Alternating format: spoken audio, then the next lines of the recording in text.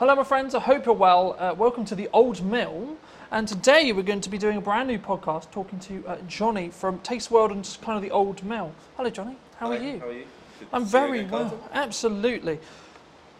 I was going to think about where to start, but I mean we're sat in the Old Mill restaurant, right? And I think a lot of people who are local to Salisbury will obviously know the Old Mill in Harnham. You've just acquired it maybe what, 6 months ago? 3. 3 months ago? Okay. Yeah. Why here? Why did you choose here, specifically? It was just a building that had come to our attention for a kind of friend when I think a poster went up in the window saying, due to change of ownership, we'll be closing. And I thought, we need to come and look at this site when I was told how beautiful it was by the friend. And we came straight here, and within, I think, 15 seconds of pulling up in the car park, we decided it was something we needed to pursue. Mm-hmm. And we actually agreed the terms to take it kind of out of the grasp of the person that was meant to be taking it, without even stepping foot inside. We literally saw your video, strangely on YouTube, that I think you filmed a couple of years back, and the visual impact it had from the outside. And that was the decision we made. It was just something we almost kind of fell in love with. It's not something I normally do, to be fair. I normally think with my brain, not my heart, but I just fell in love with it. And then when we came inside, it was actually better than we'd imagined, which is always a good thing when you've already made a decision like that. But yeah. So, I mean, we were talking just before we started about the ebbs and flows of hospitality, maybe the ebbs and flows of any business. I mean, in your experience, how have you looked to target, how have you looked to frame creating a business that can be sustained through winter, through slower months, rather than, like, how do you look at that from a hospitality? Because hospitality, in my experience at least, is known for do really well in the summer, do really well at Christmas, but then you have those other areas where it's maybe tipped down a bit. I mean, how do you look at it in your other venues as well, which I'm sure we'll get onto, but either here or in general, how did you strategically think about it? How do you sort of create that demand throughout the year in respect to the sustained revenue? How do you see it? Because I think that's like, if you can do that with a business, then it will continue to, you'll make more money overall because you're more consistently creating that consistent revenue. Absolutely. And I think the big thing, you just actually used the word there, we talk about a lot in our business, is consistency. Mm-hmm. Delivering product consistently to the customer, giving consistent service.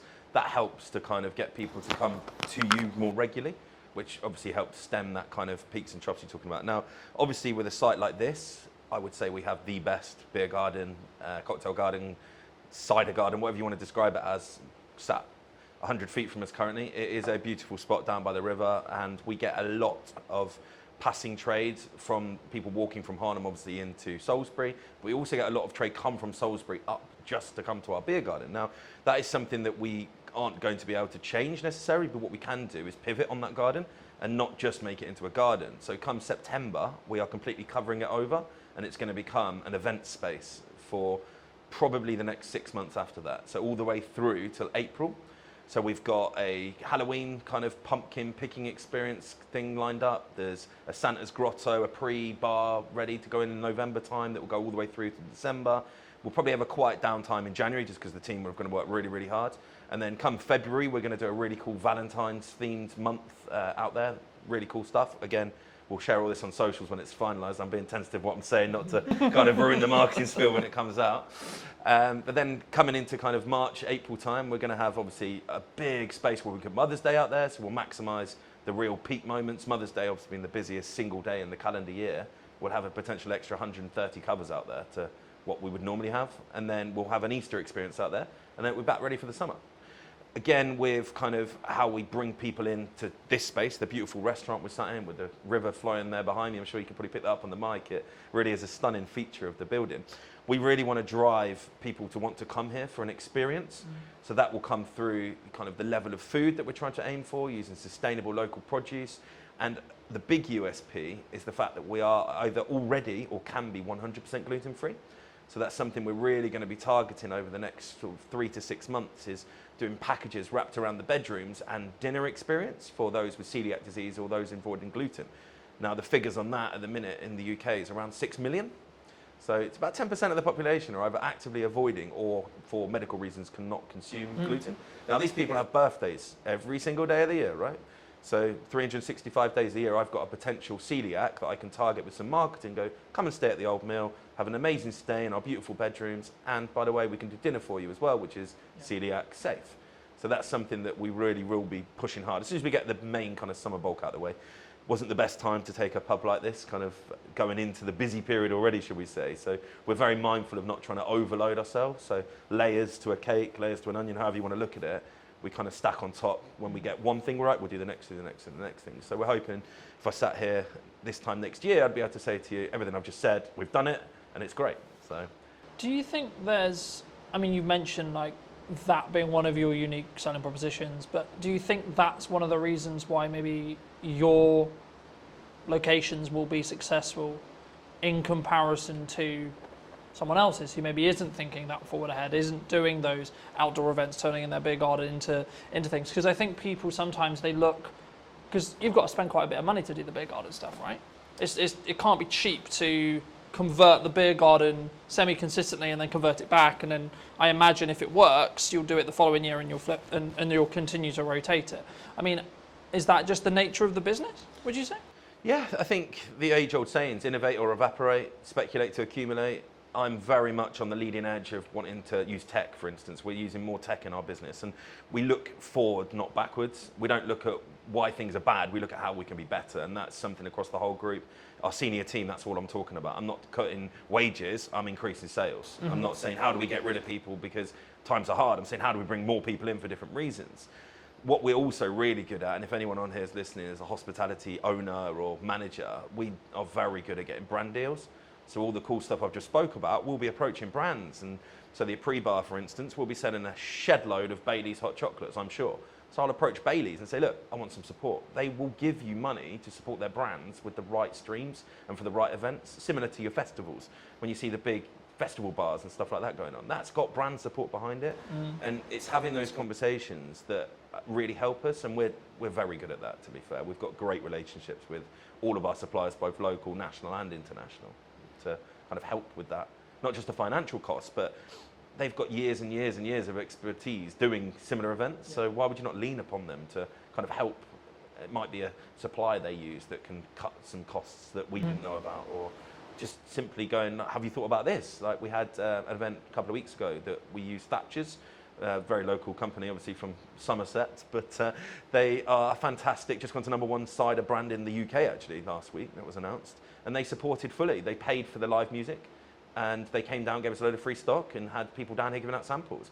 That was just because they wanted their brand to be seen in a beautiful pub like the Old Mill. Yeah. So it works both ways, I guess. Thatcher's has got exposure from being able to use us as kind of a staging post, and we've also got kind of the use of their kind of expertise as well as paying for our live music. So yeah, I think that's a really important thing, and a lot of what I'm hearing about that is a very modernised touch, right? And I think the concern with some, would it be, I don't know, I don't like saying like, oh, it's this person's fault or etc. But there's a lot of people in my industry, like I had a conversation yesterday that was around like the creative industry struggling, right?